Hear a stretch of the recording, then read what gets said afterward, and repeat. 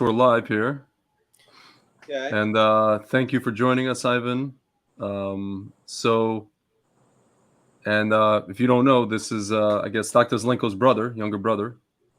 If you Oh, know who really? Dr. Yes, this is Dr. Zlenko's younger brother, and he was, I guess, very instrumental during COVID and talking to patients and Yeah, and we. to address. Well, thank you for your brother. God bless him and rest in peace and rest his soul.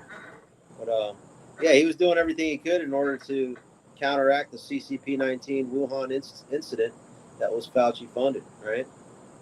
Yep. Yeah, and a lot more. I'm hoping we can maybe take a minute or two to talk about the more part a little bit later if we have time. Okay. So Ivan, I've just been watching some of your content, primarily on Twitter, and I kind of marvel at how you maneuver or outmaneuver these so-called journalists and how you get them to just their knees to buckle and shaking and all the rest of it and convulsing and seizures. But I'm wondering, and I hear the things that you say, and I see the things you post, and I'm trying to figure out. And you can maybe kind of get into it more, but you're basically telling these people, okay, there's a deadline, right, that you've set, or somebody has set a deadline, and there need to be like whistleblowers that have to come out, and they have to tell us what they need to tell us, and if they don't come out, there's a deadline, and after the deadline, it's kind of no holds barred. So my question is, are you working with anyone in any government agency? Are you working, because I noticed you're trying to get Elon Musk to release some Twitter files. Are you working in conjunction with anybody, or is this like a thing you're doing on your own, or is this just kind of like a thing that someone's doing? I'm trying to get to the bottom of this. Yeah. You're not the only one trying to get to the bottom of this. Jamie Raskin is trying to get to the bottom of this. So are the twin traitor Vindman brothers are trying to get to the bottom of this. Also, the former head of Intel and Interagency Coordination Division at the U.S. Capitol Police, Deputy Julie Farnham, is trying to get to the bottom of this. And every single person on my deep state target list is trying to get to the bottom of, am I operating alone or am I operating with others? So to answer your question, let's see here. Last week, I had a 5-hour meeting with Matt Taibbi, okay? I may or may not be communicating with Attorney General Ken Paxton's office, okay? Let me answer this way. He follows my Twitter account, okay? Ken Paxton AG follows me on Twitter. So what else? I went to the RNC convention several weeks ago, the whole week, as I communicated this to everyone, to include James O'Keefe, to include many other delegates, right? I communicated this with, let's see who else is consequential. I went to the Texas Sheriff's Association event where 254 sheriffs were located in the Dallas-Fort Worth area. That sounds like the most consequential to me. Law enforcers who may actually consider possibly enforcing the law, God willing. Yeah, and so to kind of step you through chronologically, because people jump the gun and say, oh, yeah, we're going to do immediate live stream swatting raids. Well, no, I mean, you have to convince those that have the authority to do that they must do that. So here's the path. And I'll summarize that 18-minute video from the National Poison Radio interaction that I had in May 15th. Phase 1. You have to come up with the plan and strategy of how to hold these people to account, right? Well, that means where can we get the evidence, and how do we deliver the evidence to the jury pool to create the necessary political courage, the lust and demand for consequences? Well, Elon Musk just bought Twitter. He's sitting on the largest trove of criminal evidence of any human being. Why? Because everybody used Twitter, right? To include everyone on my deep state target list, specific individuals. Jim Baker was the number 2 lawyer at Twitter who previously was general counsel at the FBI who authorized the illegal spying operation known as Crossfire Hurricane. So when you start to pull the thread of his emails, his text messages, his direct messages, and all the other people that have a Twitter account in my list, you then start to see all of the interactions and the supporting evidence of the criminal conspiracy by category as I've laid out. Not just speculation, not just theory, not the evidence that I've compiled. Now it's a separate line of analysis and evidence that's presented in a similar way that was presented with the previous Twitter files. But in this case, it goes into everything. Okay? Now, the next question is, why would Elon Musk want to do that? The question at this point should be, what stops Elon Musk from doing it? And then the next question after that, it was more appropriate to ask is, if Elon Musk doesn't do it, he runs the risk of being assassinated himself by those individuals on my list because he just went all in for President Trump. So the same enemies of Trump that are listed are the same now enemies of Elon, and because he's sitting on the biggest trove of evidence to be able to expose them and then provide it to the appropriate law enforcement, A.G. Paxton, named the district attorney of the 2,500 red county district attorneys that will then inform the 2,500 plus red sheriffs throughout the country of the 3,143 county and county equivalents throughout the country to go ahead and action the criminal activity as evidenced by the mother of all Twitter files. That's the process. But in order for Elon Musk to mitigate his risk of exposure and liability, what's the first thing that he should do? Well, he should move his business holdings from California to Texas, which he just did. So that's the biggest massive first step. The next massive first step that he should do is communicate and coordinate with the Trump campaign. Wait, aren't they meeting on Monday? Yeah. Yes, they are, America. And then in that conversation, what would be nice for President Trump to discuss? Hey, Elon, thanks for having me on X Spaces here. You're a brilliant guy. Awesome. I really loved your Twitter files that Schellenberger and Matt Taibbi did. Absolutely fantastic. Anything happen as a result of Ivan meeting with Taibbi for 5 hours and communicating with you, Schellenberger, and Tucker Carlson as it relates to exposing Jim Baker and developing the mother of all Twitter files on the ideal date, September 3rd, because that's when Congress pretty much and everybody's done with their August recess and vacation. And now after Labor Day, America's focused on what's going on in the Matrix.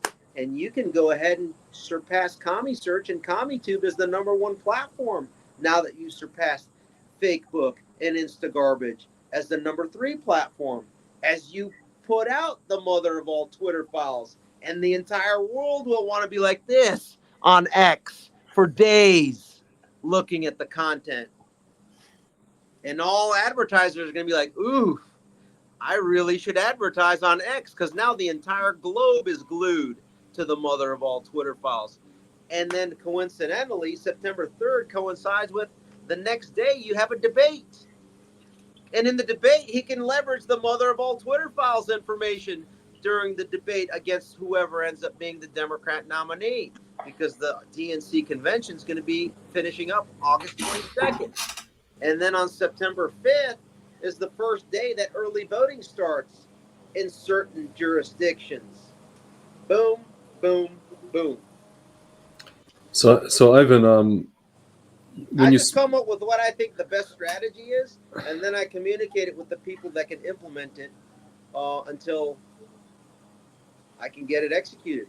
Part of that strategy is doing maximum exposure on independent podcasts like yourself. And have you? I'm sorry to interrupt, Greg. Have you had any contact with Elon Musk to perhaps have a direct conversation? I like your plan. This is how the way you laid it out. Just fine with things working out just like that. I was just wondering if you ever had a chance to talk to him directly. You have to ask Elon. Gotcha. Ivan, what I'm curious about, you mentioned the sheriffs, and you know, the red sheriffs. My curiosity always is, just like with these governors and with these secretaries of state, how many of these people are rhinos and how many of these people are not, and does it matter? Well, let's start with two layers here. The attorneys general, right? So there's 50 attorneys general of the 50 states. Over a couple dozen you got that are Republican. And then let's take a look. Who is the best, most capable, and ferocious attorney general in the country? Well, I would argue the guy that just slayed the Bush-Cheney syndicate in their home state, the Bush syndicate. Remember Bush tried to impeach Paxton? Well, why was Bush trying to impeach Paxton? Because they saw that what I'm explaining is going to happen. They try to remove him from being able to do that. And especially because he was the one that filed the lawsuit, Texas versus Georgia, Pennsylvania, Michigan, Wisconsin, to expose the illegal election in those 4 states. Okay?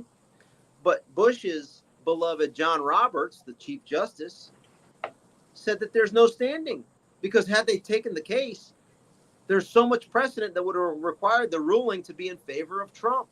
And that's why they had to not take it, because there was no way that they could have not ruled against or not ruled in favor of Trump if they took it. So back to what you're saying. How many rhinos, how many meat eaters there are, okay? Well, because Ken Paxton just won against the Bush syndicate, and after watching his interview that he did after that on Tucker, and then based on his activity in his office, meaning going after Pfizer, going after FakeBook with the over $1 billion settlement that they just did last week with the Attorney General in Texas. He is on a warpath. He is the best thing that we have right now. And it's so brilliant. The stars are lining up completely. You got the absolute best Attorney General at the state level, merging and joining forces Wonder Twin Powers style with the #1 most consequential, influential human being on the planet to autocorrect this, Elon Musk, moving all of his business holdings from California so that Piglosi, Eric Swallowswell, Mad Max, Adam Bullshit, Gavin Newsom have no leverage over him and his businesses, but instead he is now going to be protected by Attorney General Ken Paxton in Texas as he goes on total offense, scorched earth warpath. Don't believe me? Look at his publicly facing words in the last 24, 48 hours. He's filing a lawsuit against Gorm. Speaking of, all the stuff that was exposed in the Gorm stuff that he's talking about by the House Judiciary Committee, what do you think I've been doing over the last 16 months from January of 23 until literally a couple of weeks ago in the House of Representatives every day? These journalists are asking me, do you talk to Jim Jordan, the chair of the committee, Judiciary and Weaponization? They asked me, do I talk to Jim Comer, the Oversight Committee chairman? Do I talk to the subcommittee that has oversight over what happened on January 6th and the Capitol Police, Barry Loudermilk? They ask if I talk to Speaker Johns. I talk to them all. Okay? Now, when they go to ask them if they talk to me to confirm it, they don't say a word. As well, they shouldn't. So we have the best case scenario with Ken Paxton. The 3 most consequential people in this conversation: #1, Elon Musk; #2, Ken Paxton. And when those two, one, Elon releases on his own, and then what he doesn't want to release because of legal risk, Ken Paxton just subpoenas it. And then he adds geolocated evidence to it. Because imagine Zvi and Frank, you're part of my deep state target list, and you're communicating, and and it's on Twitter DMs, and it meets the threshold of the elements of a crime of, say, treason against the state of Texas, or you name the mass murder due to COVID con, or fraud because of the illegal election, right? Tarrant County, for example. But you happen to fly through DFW because you were traveling. Say you're Jamie Raskin, and he's communicating with his wife, who happens to be on vacation in Florida. Well, guess what? That conspiracy just took place with that messaging. And now I got jurisdiction over Jamie Raskin in Tarrant County, Texas, and then whatever county his wife is vacationing in Florida. So then Ashley Moody in Florida, the AG, has jurisdiction over the criminal activity over Sarah Raskin. Okay? Imagine doing that with all of the 600 people on my deep state target list and determining where that communication took place, and then apply the county because of the geotag location that you could pull from those communications. And then Ken Paxton just coordinates it with, say it happened in Kansas. Then he talks to Chris Kobach and says, hey, Chris, this happened in your state. Action it. Or maybe it's in Florida. Hey, Ashley Moody, it happened in your state. Or in Louisiana. You name it, right? And then what are they doing? All they're doing is conducting the precedent set by Letitia Peekaboo James in New York, right? That's all Ken Paxton's doing. He's just conducting her precedent. And what are the DAs doing in these jurisdictions based on the county of criminal activity as showcased by the Twitter files? All they're doing is Fulton Fanny precedent, right? Fulton Fanny precedent. Fannie Willis, or Fat Al Bragg, New York, Manhattan precedent.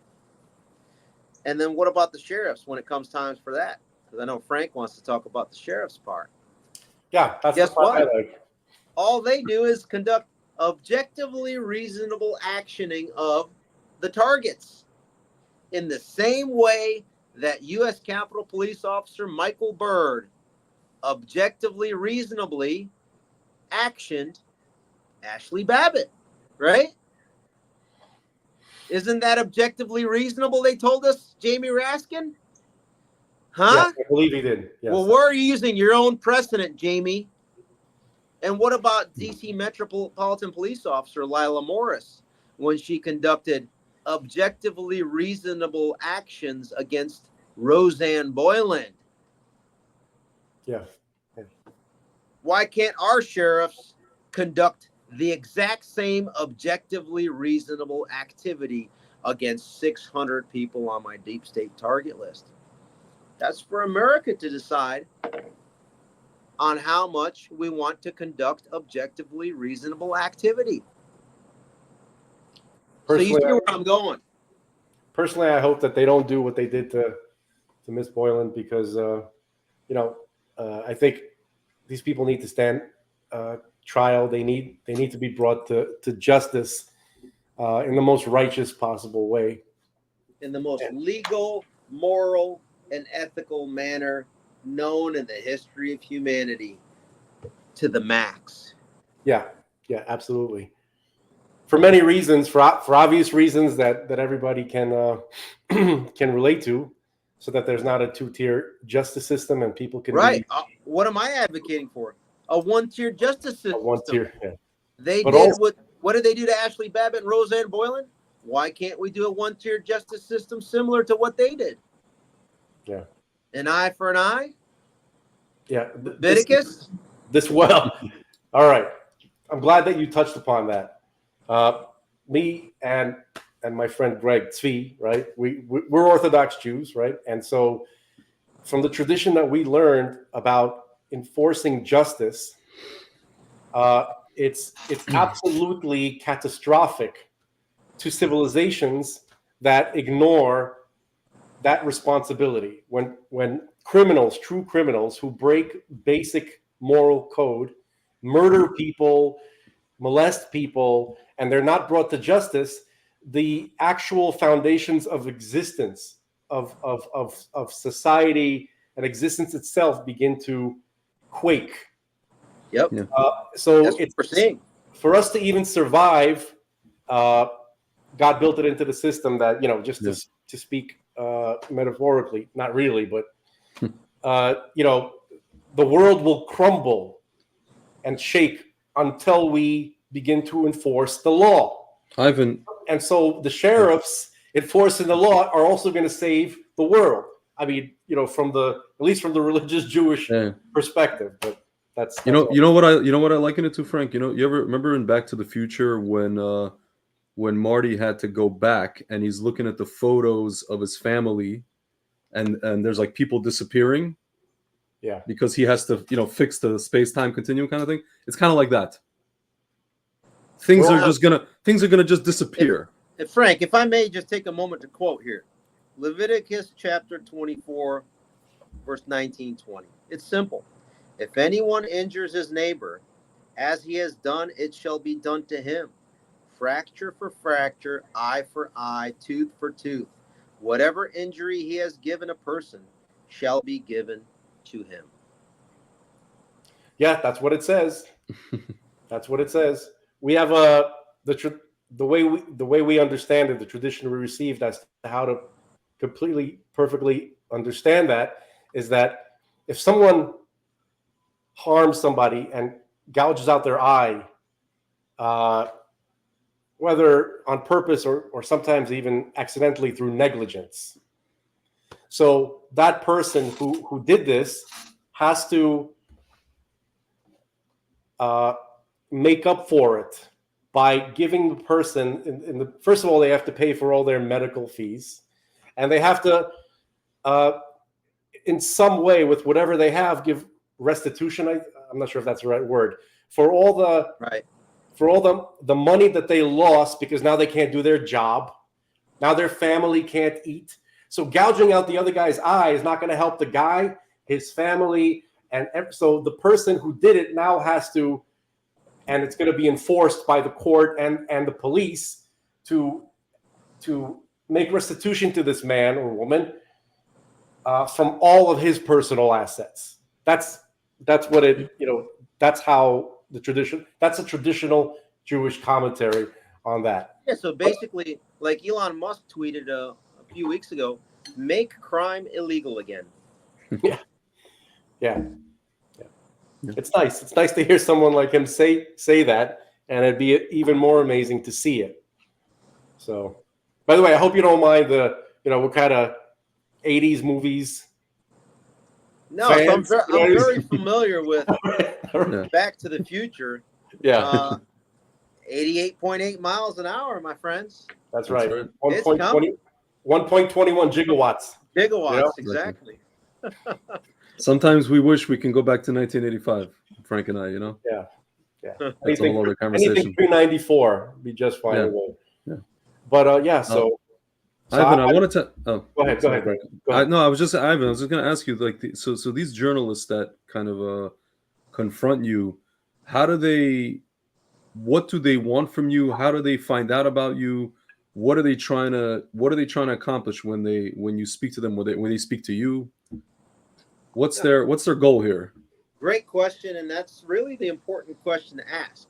Like why and who's behind them, right? Because at the end of the day, these are low level lackeys, right, on behalf of someone else. So they have to make a decision of. At the end of the day, it takes money and resources to have somebody fly out, expend one or two individuals' salary to then go ahead and target somebody to create a story of, right? Yeah. So there's some objective, right? One objective is to create financial gain for the company, right? For the financial return on investment. The other thing is, well, when you start to do the connecting and the link analysis of who's interested in that particular story and who's behind it and influencing it, then it becomes a political objective. So what is then the political objective here? It's pretty evident that you can find the political objective based on the line of questioning, right? So then the line of questioning, for example, I'll give you 3 examples. The first example is when Zoe Chase from the National Poison Radio show known as This American Life, which is one of the biggest podcasts out there, she's out there attending the weaponization committee hearing that's exposing the censorship industrial complex and beyond, right? And I'm in attendance. I'm in attendance in all of these pretty much. And so she comes up to me, it's like, oh, why are you here? Who do you talk to? She's asking questions to find out exactly how I am progressing in the plan that I laid out. in detail so that they can create a strategy to, one, disrupt it, or two, to discredit me to disrupt it, right? Well, I turn on the video camera because two can play this game, and because luckily so far they deploy intellectually feeble single to double digit IQ humans on the subject that I'm focused in on. So to me it's therapeutically it's therapeutic as I conduct verbal genocide on these reporters, because it's too easy. I kind of feel sorry for them at the end, because while I'm doing it, I'm ecstatic, because I'm just completely destroying any credibility that they have. And it's so great that so many of you guys shared it, and that video got over 10 million views just on my X account alone. And it's showcased to me. It's a sign of being effective, in the sense that 10 million plus people now know that the person that they're relying on for their information is complete garbage. Okay. And I expose that in an impromptu discussion. And then later on, another example is when raw sewage. So raw sewage is one of those scum outfits, right? That's how I pronounce it. So they've been doing hit pieces on me for the last few weeks with the goal of identifying where is Ivan, who he's communicating with. Because remember, there's no legal lawful predicate for any governmental institution to start an investigation on me, right? Now, are they doing it? Yeah, they're illegally doing it. They have an illegal FISA on me. They're illegally monitoring me. I got it. But to basically convert it into legal investigation by the government, they need some non-governmental entity, like a private institution such as New Oak Slimes, Washington Compost, Raw Sewage, Huffington Compost, right? Any or news stations such as All Bad Commies, ABC, Nothing But Commies, NBC, or Commies Broadcasting System, CBS, or Criminal News Network, or Faux News, or MSLSD, to investigate as a private company Ivan Raiklin, and then report that publicly, so that these institutions can then come after me saying that, oh, look at this. It looks like Ivan's doing something unlawful. It meets the threshold to then spy on him. Exactly like what they did to General Flynn. Exactly like what they did to President Trump when he was a candidate. Exactly like they did to Carter Page, right? George Papadopoulos, Paul Manafort, Roger Stone, etc., etc. So, but the thing is, I have the luxury of knowing and learning what happened over the last 6-7 years to them, to then adjust my strategy and plan of attack to incorporate all that knowledge base to counteract it. Because I always say everything I do is within my First Amendment protected speech and my personal capacity, in the most legal, moral, and ethical manner possible known in human history, so that it's undeniable that my intent is to do everything above board, legally, morally, and ethically. So when they deploy raw sewage reporters, that was the thumbnail that you had there when I was at the RNC convention. Their questions are, hey, tell us about the deep state target list. How do you plan on actioning it? Are you talking to any sheriffs? And then they reach out to Sheriff Mack of the Constitutional Sheriffs and Peace Officers Association to get a comment from them. By the way, I still talk to him. They frame it as though, oh no, he's discrediting Ivan Raiklin, as like this could be potentially legally risky. All they're doing is spewing out garbage to protect themselves. Who are they protecting? So the people that make a comment in these articles are the ones that they're protecting, who are making comments to support their narrative. Jamie Ratskin. Remember the impeachment hoax #2 lead impeachment manager? Yeah, he's on my deep state target list. So is his wife, Sarah Raskin. Why? Because she was one of the 39 that illegally unmasked and spied on General Flynn in the 2016 to 2017 transition period, along with failed Vice President Joe Biden and Samantha Powers and others. So they are concerned. And Jamie Ratskin made a quote, said, oh, this report by Raw Sewage is So it's deadly rhetoric or deadly what's going on here. And he's calling on Speaker Johnson and Senate Majority Leader Chuck Schumer to denounce Ivan Raiklin. And my response to that, Mr. Ratskin, is the following. I would love to do a joint press conference with Speaker Johnson and Senate Majority Leader Chuck Schumer as we explain and denounce political violence, such as what you guys did to Ashley Babbitt on January 6th and Roseanne Boylan on January 6th, and what your buddy John Brennan did when he, in a vigilante manner, without due process, used a drone to go ahead and execute an American citizen overseas. So they're trying to pigeonhole me and making me look like the biggest villain, but every time they deploy a reporter on me, my phone comes out. And I have more reach than these scum media outlets because Elon Musk is allowing me to publish it uncensored, and you guys share it because, like, you don't have to question whether or not I reported on something accurately. You can watch for yourself the full video. You don't have to rely on the complete garbage BS coming out of these 20, 30-year-old scum surrogates of the deep state cabal that manipulated on their behalf. Yeah. So that's how we're winning. And also, you're laying it all out. You're publicizing everything that you're gonna do, and that way, it's yeah. I tell them what I'm gonna do, and Yeah. then I step everyone through the process of what I'm doing to make sure that it is actually implemented. So you got the plan, you publish the plan, and then you implement the plan. It's pretty transparent. I mean, I'm on literally 6 to 8 hours a day. I'm literally transparent. So those are by the way, my pronouns are transparent. That's the only pronoun I'll Yeah. Ivan, speaking of transparent, can you tell us who is Joseph Pientka? Oh, nice. So I designate August as Joseph Pientka Awareness Month, August 2024. All right, a little bit about Joseph Pientka. How deep do you want me to go? You want me to go all deep? I mean, you posted, I guess this is personal information. Wait, hold up. It's not.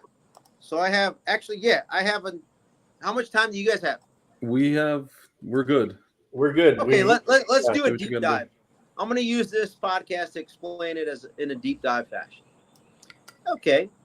Joseph Pientka III, Pientka. His office number, 415-553-7400. If you want to put it up there, let me change. Can I change my name? Edit name. I'm going to change my name from here on out. Joseph Pientka III, 415-553-7400. Okay. He's a FBI agent. Yeah. Let me do that. Interesting. Wait, that's my name now. Okay. Hilarious. So, yeah, let's amplify. Let's warm things up a little bit. A couple Kelvin. So, Joseph Pientka III. Wait, why did I put stars? It should be the third. Sorry about that. I'm getting excited over here. Is that also Joseph? Is that correct? Is that a misspell? Yeah. I mean, it's Joe. 553. Did I misspell it? I think Joseph might be misspelled. Take out the E after the O. Oh, dang it. I'm just having struggles here. Maybe I'm doing it on purpose. It's entirely possible. If you are, then leave it, man. It's all good. No, maybe I'm doing it on purpose so that we focus in on the name. All right. Joseph Pientka III. All right, a little bit about Joseph. His grandfather worked in the FBI. His father apparently worked in the FBI, according to my cursory research. But that's not the important part. Joseph Pientka III, by the way, they both had the same names, right? Obviously. Yeah. 1, 2, 3. Was a supervisory special agent at the Washington field office of the FBI in 2016. Okay? So, right after Mike Pence is foisted on Donald Trump to be his vice presidential pick by the RNC, Paul Ryan, Reince Priebus, Mitch McConnell, and the Uniparty there. Within 2 weeks, John Brennan and Jim Comey decide to run an op to take out General Flynn and create dirt on candidate Trump to make sure that he doesn't win. And if he does, then create more dirt, put him in the box, and continue to perpetuate the Russia lie. So within 2 weeks, that happens. Joseph Pientka III is the founding member of the Crossfire Hurricane operation, okay, as the supervisory special agent in charge of kind of the ops side of it. Now let's take a look at how the structure of the individuals above him. The FBI director was Jim Comey. The deputy director was Andy McCabe. Andy McCabe's special counsel, lawyer, was Lisa Page. The general counsel for the FBI, the senior lawyer, was Jim Baker. Okay. Beneath that, you had Peter Strzok, who was pretty much in charge of the op. Okay.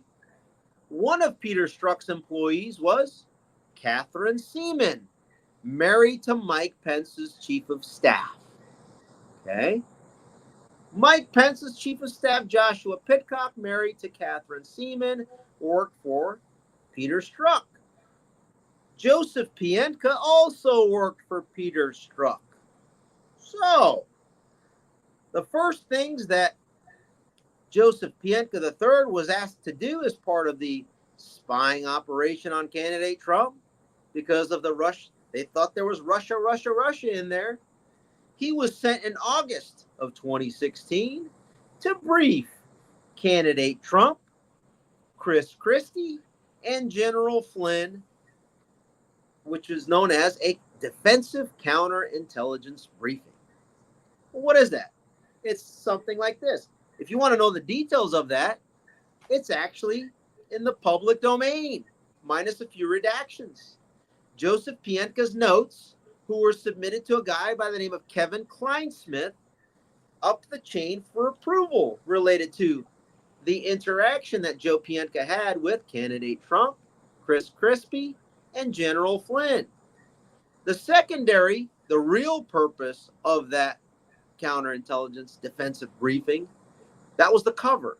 The actual reason was to observe General Flynn's mannerisms when they said and talked about the Russian intelligence threat to the campaign, so that he can take a look at his baseline and mannerisms and report back to Jim Comey, Peter Strzok, Andy McCabe, and the ilk that I mentioned. Well, there was really nothing there. So then he comes back, continues the investigation, but in the meanwhile, the guy that approved Joe Pientka's notes from that meeting, Kevin Kleinsmith, manipulates an email exchange that he has with the CIA, asking them, hey, CIA officer, is Carter Page being debriefed and communicating with you guys about his private business deal trips in Russia for his oil and gas consulting back to the CIA, making it a fully above-board endeavor? The CIA says, yes, Carter Page is doing everything above board by the book.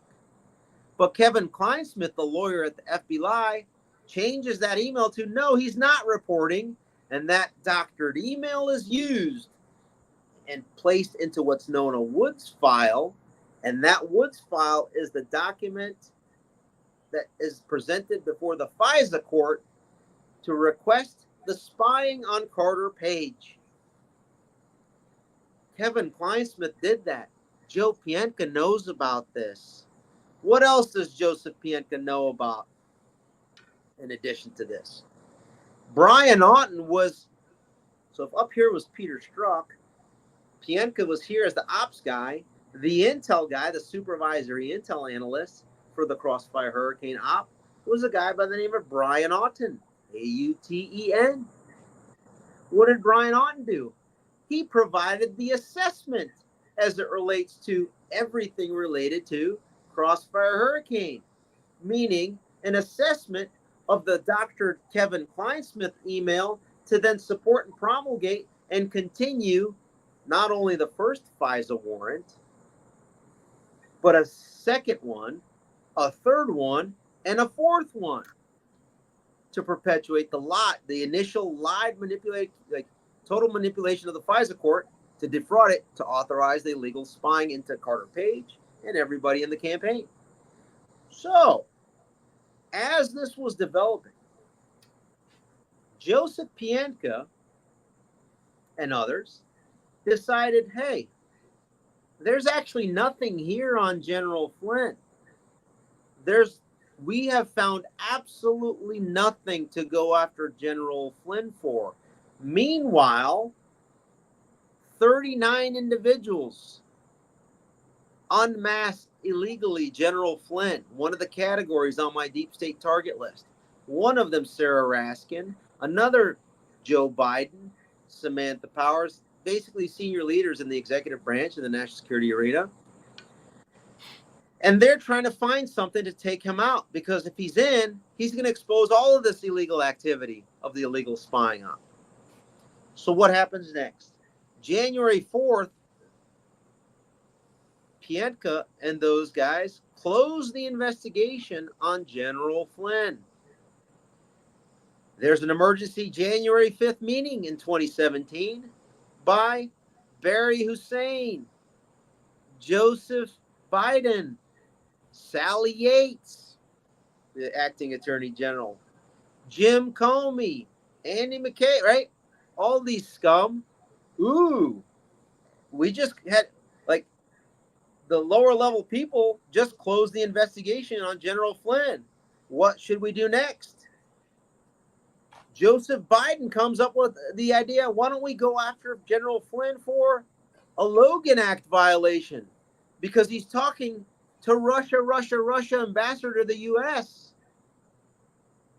And that's when Andy McCabe and Jim Comey tell Peter Strzok and Joe Pientka, why don't you go and interview General Flynn on January 24th of 2017?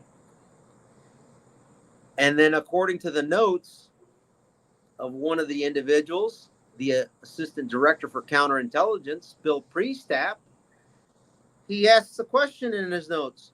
Are we to interview General Flynn to get him to lie or to get him fired? Total entrapment, huh? And so Joseph Pientka goes over there with Pete Strzok to interview General Flynn. And then within 5 days, Joseph Pientka is supposed to write, they're supposed to write a document known as Federal Form FD 302. Federal Document 302.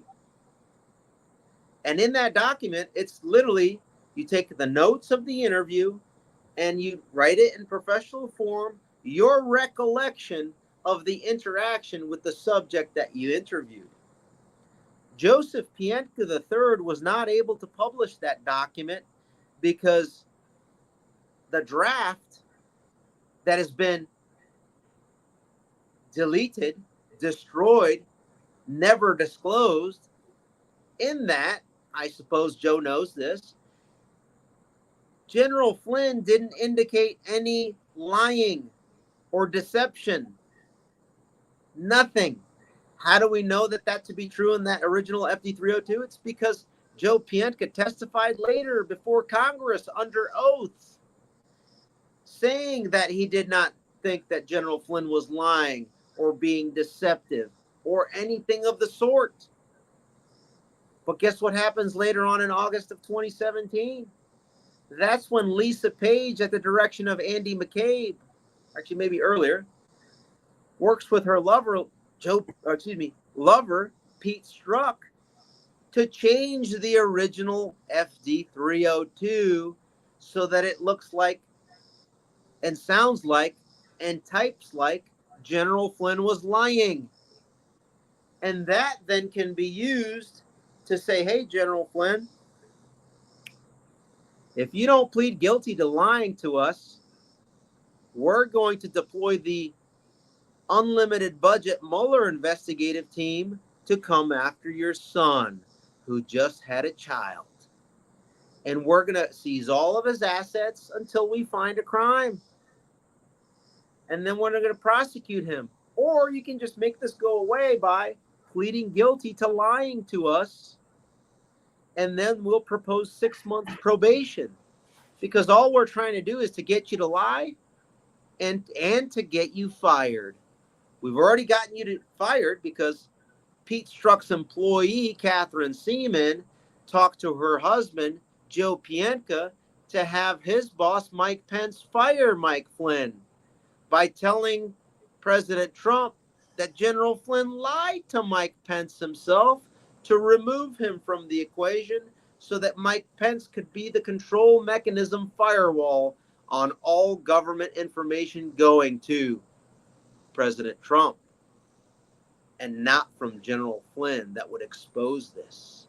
So Pence covers it up. Let's continue. You told me I have time, so I'm going to continue, please. Keep going. Keep going. So Joseph Pientka III, after seeing some of this, he's like, wait a second here. This is very political, but I want to keep my job.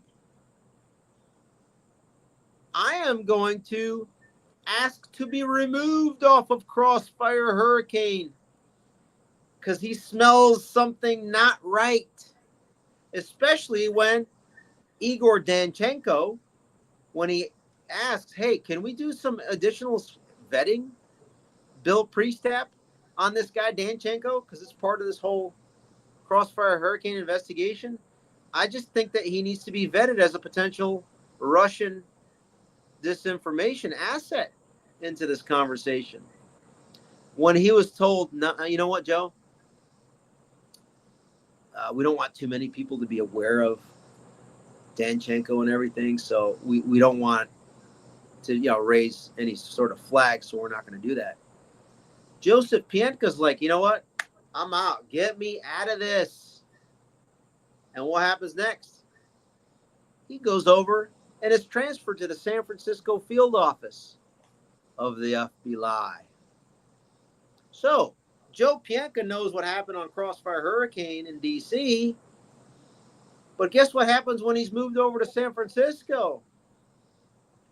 That general counsel that authorized the illegal spying operation on Trump campaign, Jim Baker, that I mentioned earlier, finishes work and becomes a private citizen and becomes the number 2 lawyer at Twitter 1.0 to coordinate the censorship industrial complex from within Twitter. And how does he do it? He has to probably communicate with the San Francisco field office. Who? Elvis Chan. And Elvis Chan coordinates with headquarters, an organization known as the Foreign Influence Task Force that was created by Christopher Wray in order to institutionalize the Russia hoax. Who chaired that section? The section chief was Laura Demlow. Who was her supervisory intel analyst now? Brian Auten, who was the supervisory intel analyst on Crossfire Hurricane that facilitated the defrauding of the FISA court to be able to spy on Carter Page and into the Trump campaign. So Brian Auten and Laura Demlow are in D.C. at headquarters, coordinating with Elvis Chan and maybe Joe Pientka as they communicate with Jim Baker to then say, hey, big tech, let's have a meeting. We will be represented by Brian Auten, Elvis Chan, Laura Demlow, a couple folks at the Office of Director of National Intelligence. Jim Baker will represent Twitter. Fakebook will be represented by Mark Zuckerbuck's designee. As we explained to all of big tech, guess what? You're going to see a pump and dump operation of fake Joe Biden criminal syndicate laptop. And you're going to need to censor that because it's disinformation. Meanwhile, Brian Auten, the guy spearheading this, is sitting on the Biden laptop for over a year because the Mac shop owner that received the Biden criminal syndicate had already given that laptop to the FBI in Delaware that sent it back to headquarters. And guess who was this lead intel analyst assessing that laptop? Brian Auten, the same dude that was running the play to tell Fakebook and Twitter 1.0 through Jim Baker that the Biden criminal syndicate had all the earmarks of a Russian information operation. I wonder how much involvement in that Peter Strzok's employee Catherine Seaman, wife of Mike Pence's chief of staff, had. Back to Joe Pientka. So Joe Pientka appears to have conducted appropriate activity and testified truthfully when he was under oath, both times in the House and Senate, according to the transcripts that I've read through. But he's in this precarious position because he's the number 3 guy at San Francisco field office as the supervisory special agent for counterintelligence. He probably knows a lot of things going on as it relates to what he was part of in D.C. as it applies to Elvis Chan, one of his subordinates. And he probably knows that Jim Baker is now at Twitter 1.0, even if he doesn't have a direct hand in that.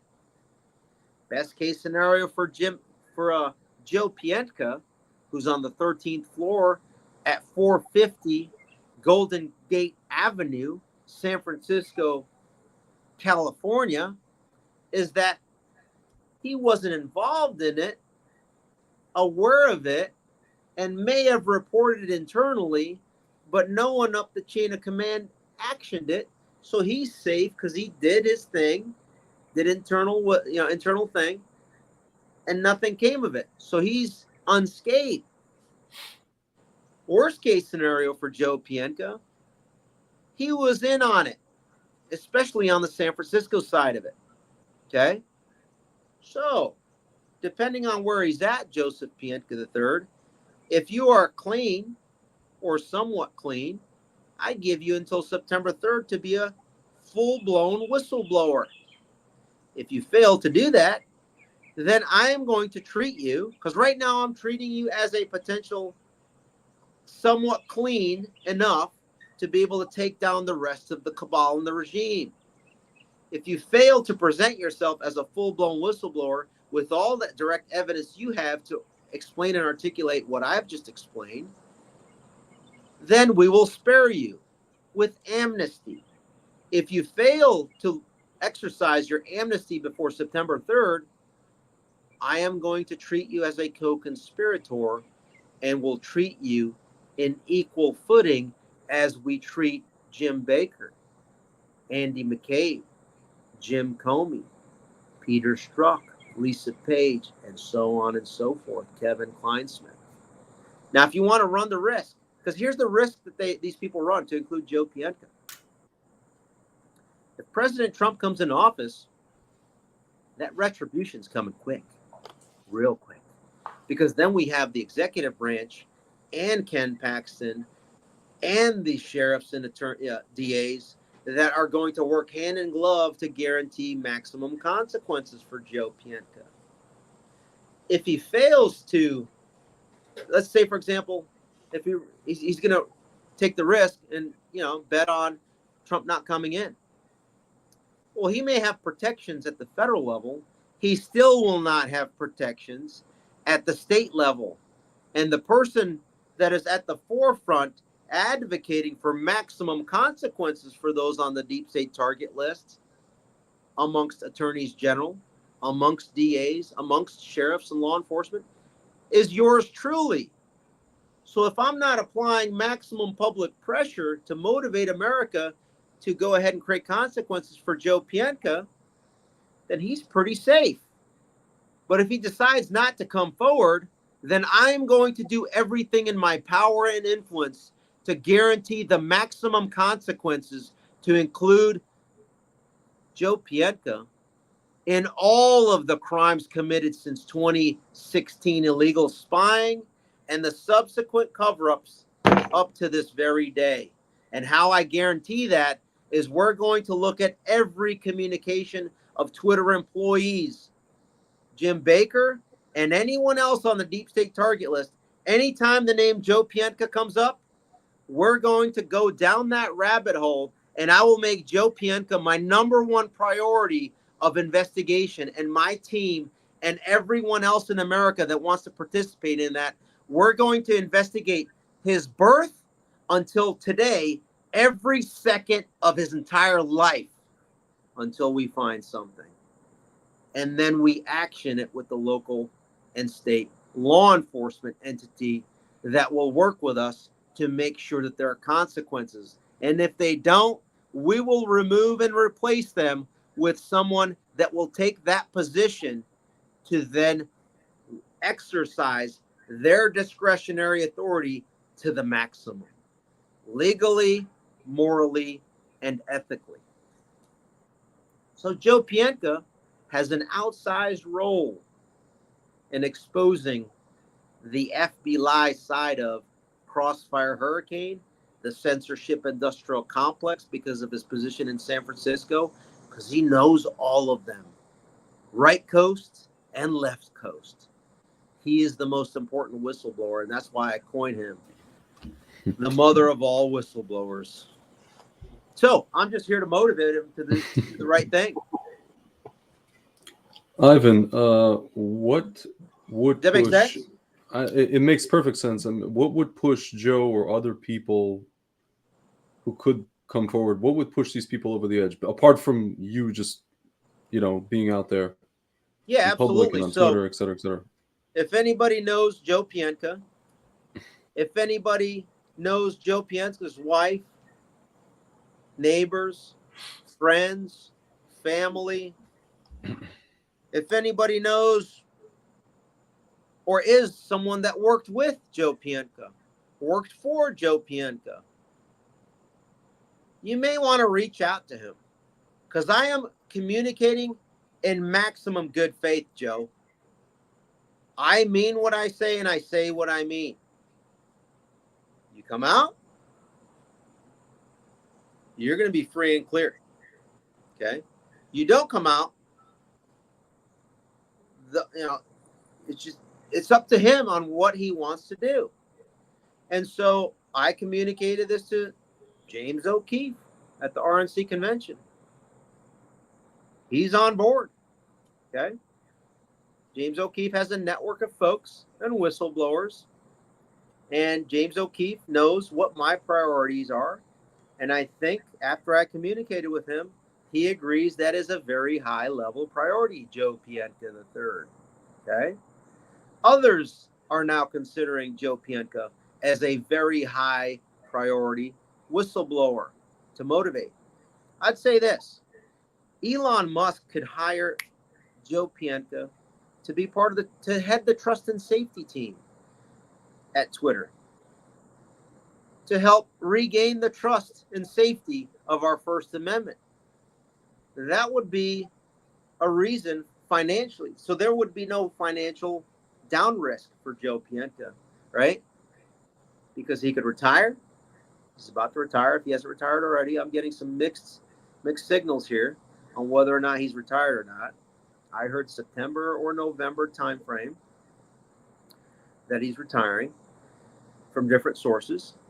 So he could come out, and I think the key question is, how do we motivate him to do the right thing? Well, he's got 27 days left, right?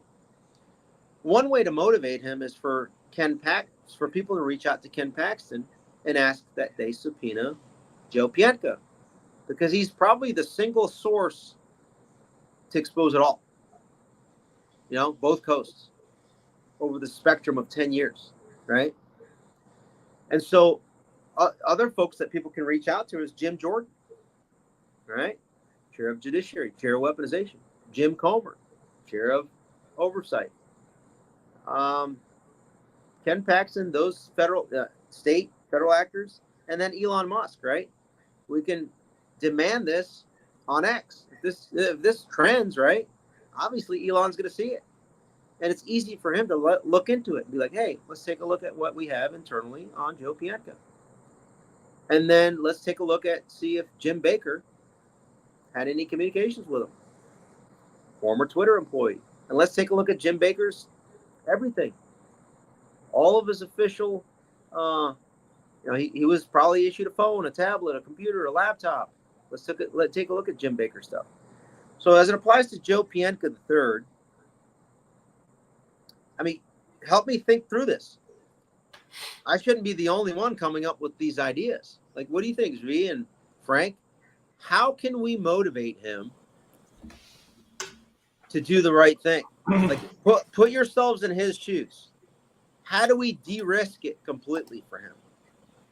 I can tell you, just the first thing that pops into my head is to say, and you never know with some of these people. People are not cartoon characters, right? They have all sorts of facets and depths. He might be a person who believes in the existence of God, and he might be someone who understands that there is a guiding hand, and that that we are being observed for the decisions that we make and how they impact other people, especially on a large scale. For instance, when my brother, when he discovered that his protocol was saving the lives of his high-risk patients, so he called me and we spoke, and he's like, I'm getting a lot of success, but I'm also getting some scary kind of messages and threats from local politicians about perhaps not advertising. So I said to him, God gave you, and he understood this himself. He didn't need me to say this to him, but God gave you the answer on how to save people's lives. I'd be worried about God more than any local puny little politician and what they might do to you. God's in control entirely. And he knew he didn't need me to say that to him. He understood that right away. And so he started screaming as loud as he possibly could. I don't know Mr. Pientka. I don't know the position that he's in and what he's worried about. But if he can be of service to his fellow man, to the citizens of the United States, and to facilitate real, righteous justice, not legality, but actual justice, okay, then that's without question. And nobody needs to be a prophet to know that that's what God wants him to do, and that's what God expects. I would tell him to have faith and do whatever he can to do the right thing. That's what I would say to him. Let me quote something real quick. And ye shall know the truth, and the truth shall make you free. John 8:32. And it comes down to, I think, I would ask that Joe read Isaiah 6:8. I'm going to say it. Also, I heard the voice of the Lord say, whom shall I send, and who will go for us? Then said I, here am I, send me. Joe, we're pleading with you. Ivan, I have a question. What happens after September 3rd if no one opens their mouth? I have whistleblowers reaching out to me almost on a daily basis. I'm already sitting on sufficient information that I'm in the process of putting together in a manner that I will release on September 3rd. I personally will release on September 3rd. Understood. So Frank, I'm doing this with or without anybody's help, but the more people that help, the more to the 100% goal we get. So I already have more than zero. So we've already gotten a massive whistleblower come out last week, just absolutely massive, as it relates to January 6th and the Fedsurrection cover-up component within the legislative branch, particularly the U.S. Capitol Police. 15-page whistleblower report, reached out to Congress, and things are being developed. Now, again, I've been working with the members and committees of Congress, the key ones to expose all this: judiciary weaponization, oversight, COVID select, as well as the oversight subcommittee House admin. Okay? So we're working with those the proper governmental institutions to move the ball forward. Have we gotten the bombshell touchdown yet? We have not. But the ball continues to get closer to the goal line. And let me put it this way. If you start to think of the reasons and the analytic process that I just went through discussing it with you, and as more people understand that, argue against September 3rd to me. Argue against why another date would be even better for the release. Factoring in the upside for Elon, and then mitigating downside for Elon. Factoring upside for Paxton and downside, mitigating downside for Paxton, and same thing for Trump, okay? If you can come up with another idea, another play, another plan that's better, I am all in to support that, okay? Please, Zvi, Frank. Well, let's see. I'm checking to see September 3rd how that overlaps with the Jewish holidays, right? So, there are days that we believe that there are certain days that are auspicious, certain days maybe not so auspicious. Not that that's the determining. What factored into my analysis again is August 22nd, the DNC convention's over, so then we know, right, who they're putting forward. Because I'm not convinced it's going to be Kamala and this guy Tim Walz. I think at the convention they're going to do a little castling move.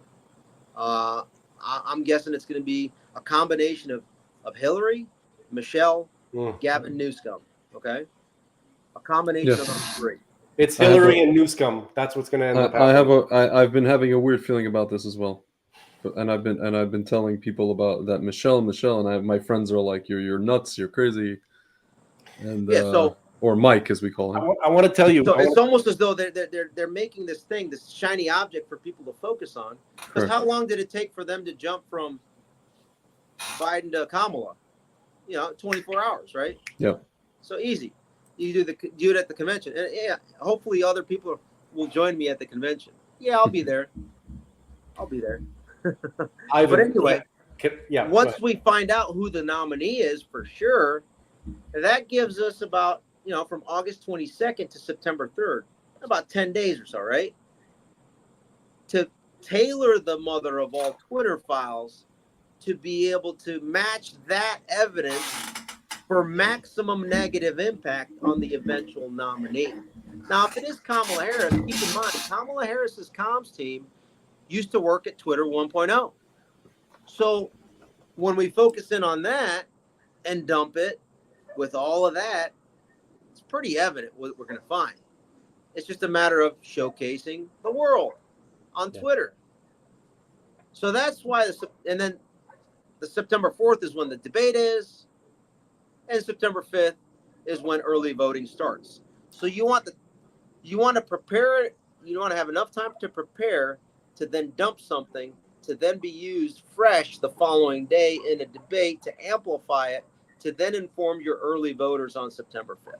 That's the timeline, and then basically work it and keep working it into October, and then dump even more stuff going into October to help shape and guarantee a President Trump win, because Elon Musk has to, at this point, make sure that Trump wins in order for his businesses to survive, okay, and for himself to survive.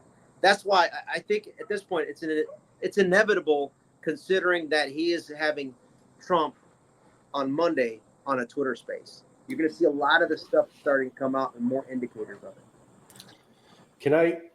Can I just say something? I'll try to make it as quickly as possible within a minute about September 3rd. I just looked at September 3rd, and September 3rd on the Torah calendar is the first day of the Hebrew month of Elul. So something from our tradition, something very special happens on that day. It's a month before the holiday that we call Rosh Hashanah. Rosh Hashanah, it's one of the high holidays. Okay, so on Rosh Hashanah, there are two general themes that are happening. It's the day that we crown God the King of the universe, the Creator. We willingly coronate God every year. Okay, and then also it's also the day where God begins the process of evaluation of his creation, of the universe, of every creature, every being that he creates in real time. And he begins the process of, they call it the day of judgment, but really it's the day of evaluation to see how every one of his creatures is doing in life, and whether or not it's that person or that creature is best suited to continue in that role, or should their role change in some way. That's the kind of judgment that occurs on this day. And one of the primary themes is we're supposed to imagine a giant celestial palace, and in front of a vast open field. And the king opens the gates and he comes to greet us in the field. We've assembled outside of his palace in the field, and then the king God comes out to greet us. He comes to us. And that's what happens during that month. And for anybody who is thinking about whether or not to do the right thing in terms of helping your fellow man, that's the day that you're going to want to make the right decision. So please keep it at the date where you intended to keep it, because it seems to be, that's all I'm going to say. Oh, wow. I can't believe that. I look, Frank, before you looked that up, I looked that up as well. And my first phrase came up in my head: the king is in the field. The king is in the field. But I didn't think about that aspect. I just thought of it like the king is in the field in terms of just like, the person who is the rightful, the leader may come back. Also about God for sure, but just that concept in general. That's part of it. Yeah. That's part of it. Yeah. But yeah.